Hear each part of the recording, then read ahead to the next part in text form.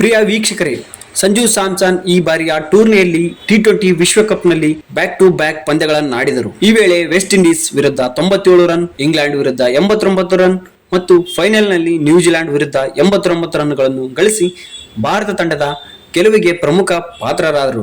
ಭಾರತವು ಟಿ20 ವಿಶ್ವಕಪ್ನಲ್ಲಿ 3 ಬಾರಿ ಚಾಂಪಿಯನ್ ಪಟ್ಟವನ್ನು ತನ್ನ ಮುಡಿಗೇರಿಸಿಕೊಂಡಿದೆ. ಈ ಬಾರಿ ಚಾಂಪಿಯನ್ ಪಟ್ಟವನ್ನು ಮುಡಿಗೇರಿಸಿಕೊಳ್ಳಲು ಮುಖ್ಯ ರೂವಾರಿ ಎಂದರೆ ಅದು ಸಂಜು ಸ್ಯಾಮ್ಸನ್. ಕಳೆದ ಆರಂಭಿಕ ಪಂದ್ಯಗಳಲ್ಲಿ ಹೊರಗುಳಿದಿದ್ದ ಸಂಜು ಸ್ಯಾಮ್ಸನ್ ಕೊನೆಯ 3 ನಿರ್ಣಾಯಕ ಪಂದ್ಯಗಳನ್ನು ಆಡಿ ಟೀಮ್ ಇಂಡಿಯಾ ಗೆಲುವಿಗೆ ಕಾರಣರಾದರು. ಟಿ20 ವಿಶ್ವಕಪ್ ಆರಂಭಿಕ ಪಂದ್ಯದಲ್ಲಿ ಸಂಜು ಸ್ಯಾಮ್ಸನ್ಗೆ ತಂಡದಲ್ಲಿ ಆಡುವ ಅವಕಾಶ ಸಿಗಲಿಲ್ಲ. ಆದರೆ ಎರಡನೇ ಪಂದ್ಯದಲ್ಲಿ ಅಭಿಷೇಕ್ ಶರ್ಮಾ ಅನಾರೋಗ್ಯಕ್ಕೆ ತುತ್ತಾದ ಕಾರಣ ಸಂಜುಗೆ ಆಡುವ ಅವಕಾಶ ಸಿಕ್ಕಿತು. ನಮೀಬಿಯಾ ವಿರುದ್ಧದ ಲೀಗ್ ಪಂದ್ಯದಲ್ಲಿ 22 ರನ್ ಬಾರಿಸಿದ ಸಂಜುಗೆ ನಂತರ ಅವಕಾಶ ಸಿಗಲಿಲ್ಲ. ಆದರೆ ಅಭಿಷೇಕ್ ಶರ್ಮಾರ ಕಳಪೆ ಪ್ರದರ್ಶನ ಹಾಗೂ ರಿಂಕು ಸಿಂಗ್ ಅವರ ತಂದೆಯ ನಿಧನದಿಂದಾಗಿ ತಂಡದಲ್ಲಿ ಆಡುವ ಅವಕಾಶ ಪಡೆದುಕೊಂಡ ಸಂಜು ಆ ನಂತರ ನಿರ್ಮಿಸಿದ್ದು ಇತಿಹಾಸ.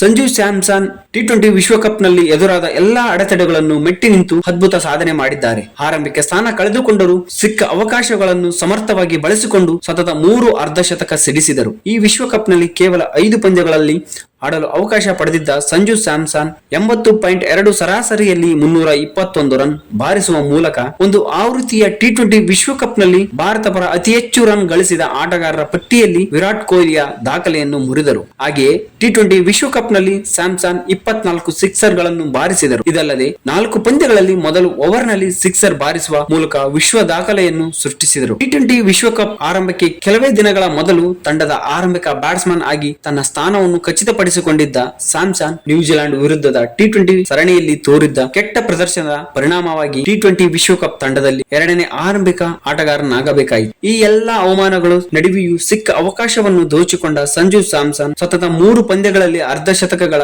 ಗೆಲುವಿನ ಇನ್ನಿಂಗ್ಸ್ ಆಡಿದರು. ಇದಕ್ಕೆ ಉಡುಗೊರೆಯಾಗಿ ಸಂಜು ಸ್ಯಾಮ್ಸನ್ಗೆ ಟೂರ್ನಮೆಂಟ್ ಆಟಗಾರರ ಪ್ರಶಸ್ತಿಯೂ ಲಭಿಸಿತು. Sanju Samson player of the tournament ಪ್ರಶಸ್ತಿಯನ್ನು ಪಡೆದ ಬಳಿಕ ಈ ರೀತಿಯಾಗಿ ಮಾತನಾಡಿದರು.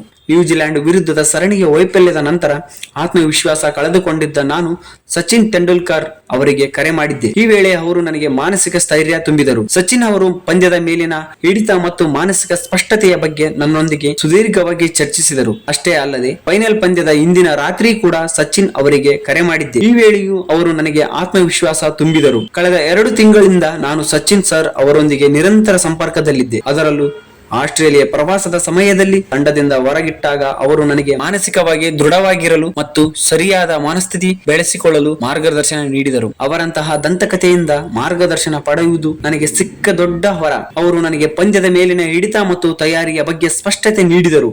ಅಲ್ಲದೆ ನ್ಯೂಜಿಲೆಂಡ್ ವಿರುದ್ಧದ ಸರಣಿಯ ವೈಫಲ್ಯದ ಬಳಿಕ ನಾನು ಮಾನಸಿಕವಾಗಿ ಕುಗ್ಗಿದ್ದಾಗ ಸಚಿನ್ ಅವರ ಮಾತುಗಳು ನನ್ನಲ್ಲಿ ಮತ್ತೆ ನಂಬಿಕೆ ಮೂಡಿಸಿದವು. ಪ್ರಿಯ ವೀಕ್ಷಕರೇ, ಸಂಜು ಸ್ಯಾಮ್ಸನ್ ರವರ ಸಾಮರ್ಥ್ಯ, ದೃಢ ಸಂಕಲ್ಪ, ಬಿಟ್ಟುಕೊಡದ ಮನೋಭಾವ ಇದ್ದರೆ ಏನ್ ಬೇಕಾದರೂ ಸಾಧಿಸಬಹುದು ಎಂಬುದಕ್ಕೆ 2026ರ ಈ ಟಿ20 ವಿಶ್ವಕಪ್ ತಕ್ಕ ಉದಾಹರಣೆಯಾಗಿದೆ. ಪ್ರಿಯ ವೀಕ್ಷಕರೇ, ಹೆಚ್ಚಿನ ವಿಡಿಯೋಗಳಿಗಾಗಿ ಕನ್ನಡ ಪ್ಲಾನೆಟ್ ಯೂಟ್ಯೂಬ್ ಚಾನೆಲ್ ಅನ್ನು ಸಬ್ಸ್ಕ್ರೈಬ್ ಮಾಡಿ.